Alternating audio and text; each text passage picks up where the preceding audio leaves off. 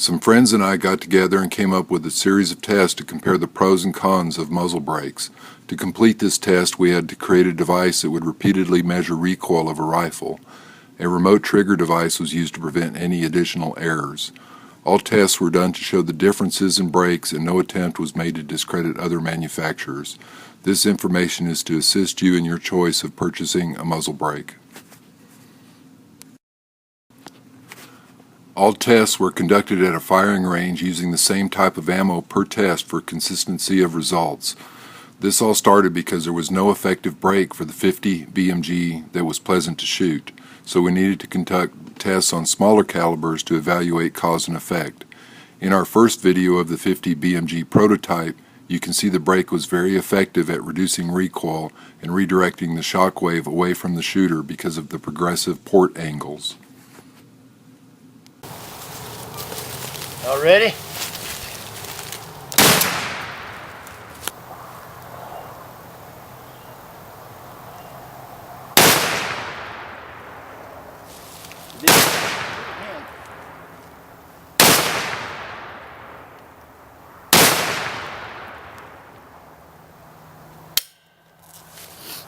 Ready?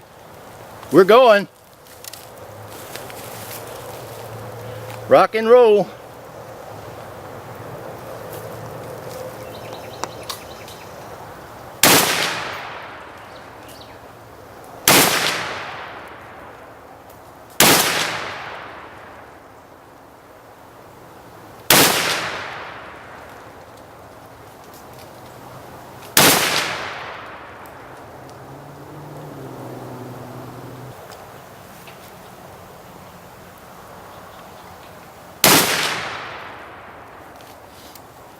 You feel that? Yeah. A lot more.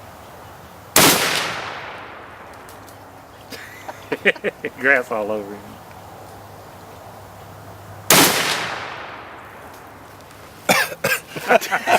It's raining on you. You want to try this, Jim? No, go ahead. I think you got 2 more. 3 more. 3 more maybe. Well, he shot 3.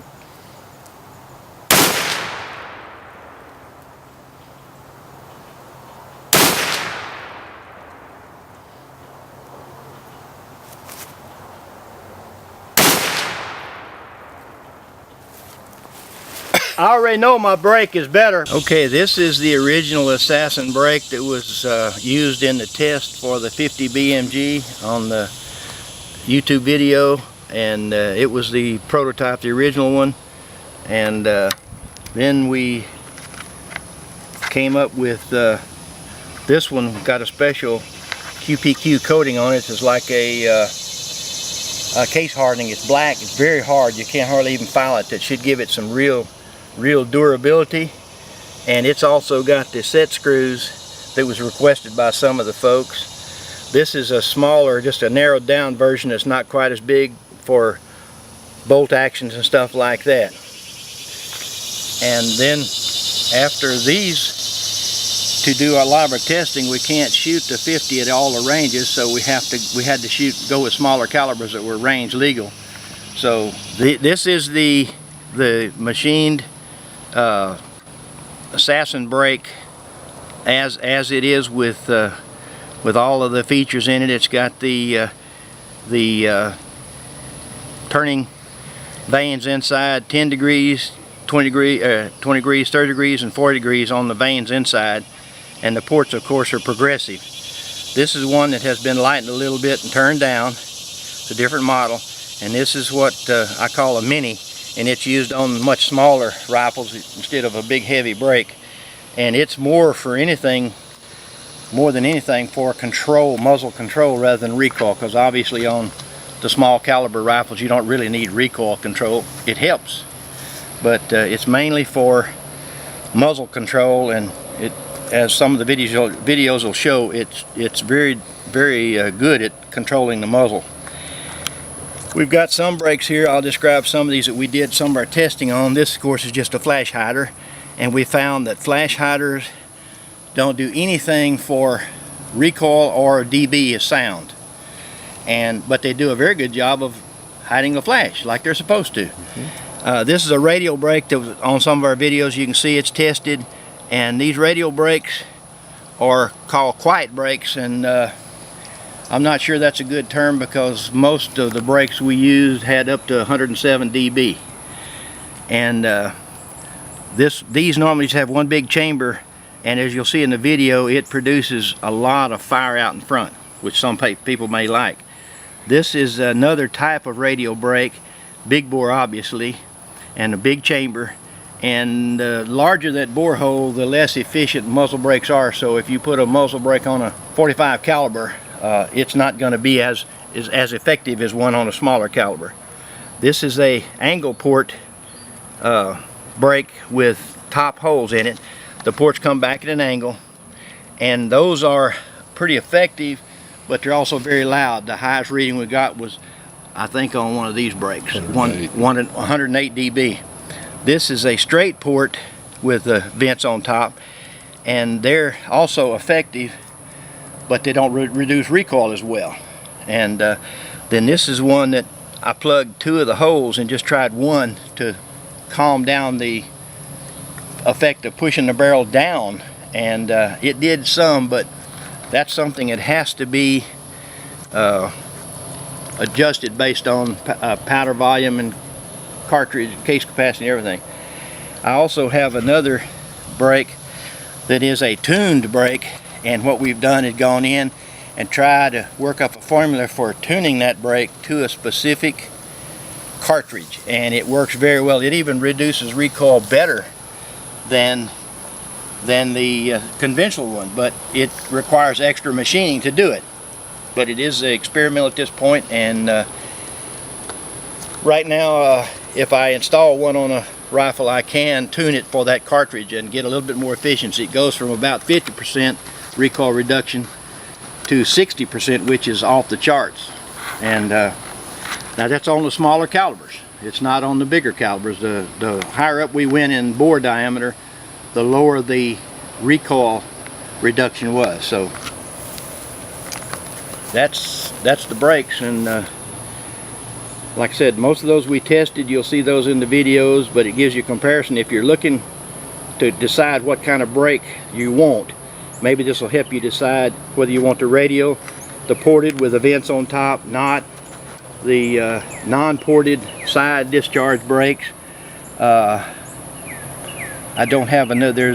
There's several people that are making them that don't have the holes in the top that are side discharge, so at least it gives the buyer a chance to have an idea. Do I want maximum recoil reduction, maximum sound reduction, maximum flash reduction, or kind of all above? And I have to brag on the Assassin. It tends to do all three very well, and videos that we have will show that.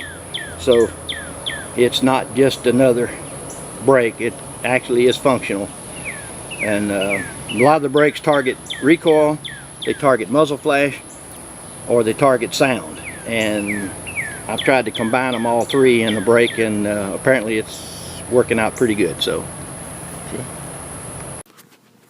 Introducing the Recoil Master 3000.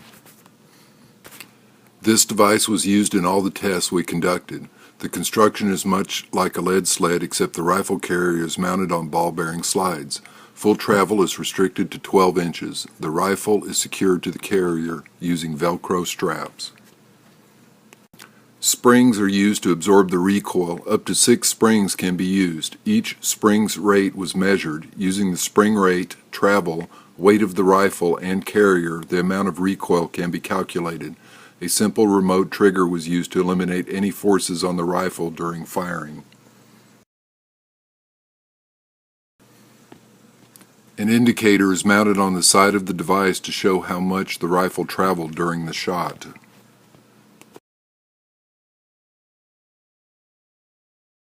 The next few segments will show how the Recoil Master 3000 works.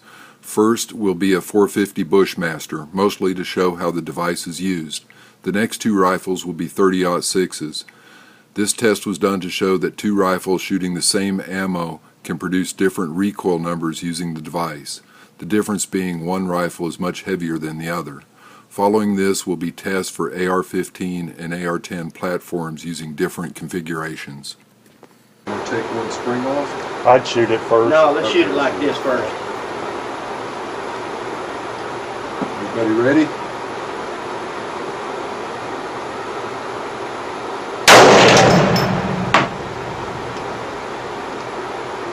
Be like a 30-06 there. It's 5.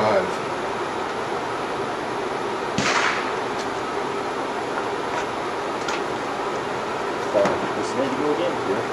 Ready?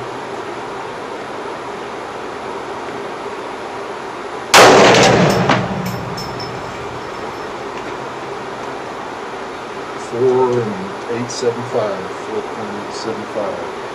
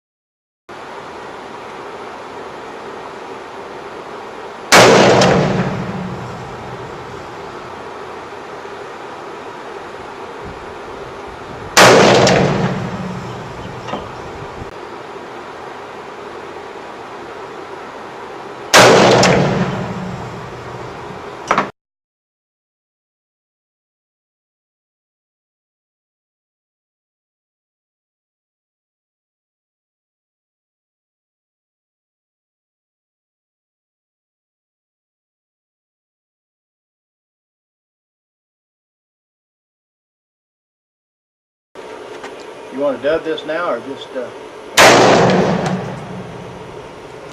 it went to a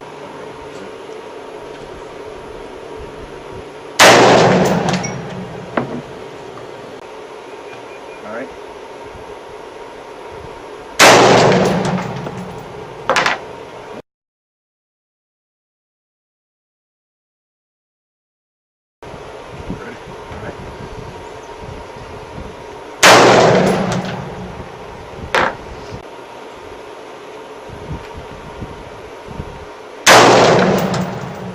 It's steady. 106, man. I'll tell you.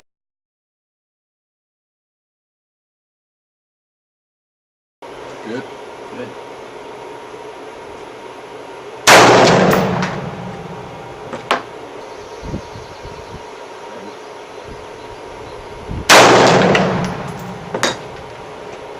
Go for it.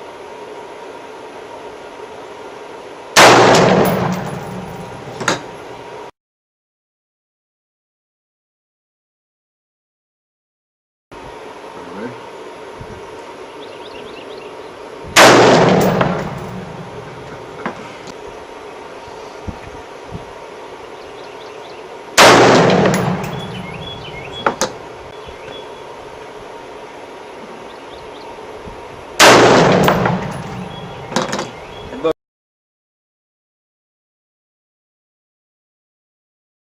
Two.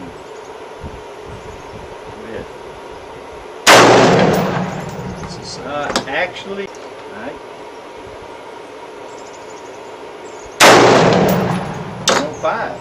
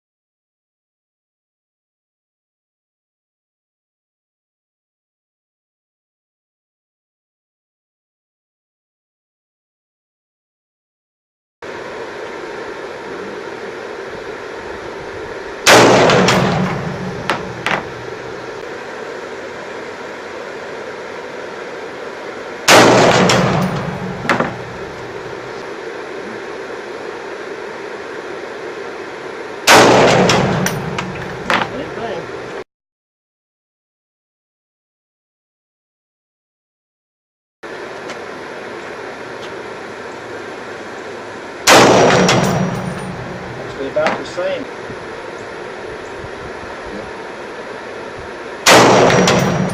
Same thing.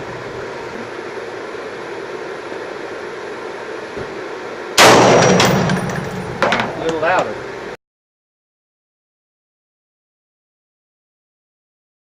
Are you ready?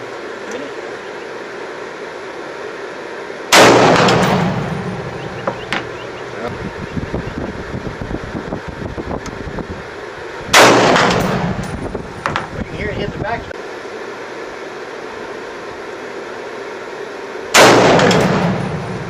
Same thing.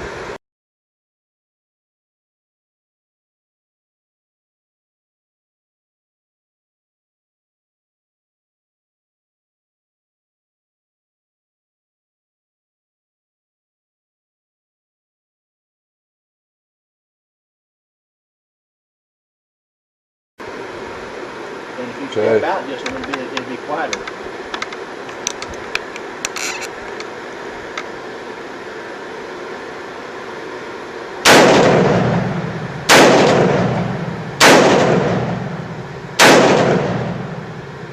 Sweet. Is that a keeper? Yeah, I could tell by the way you shoot. And hey, we can paint it black. Not really black.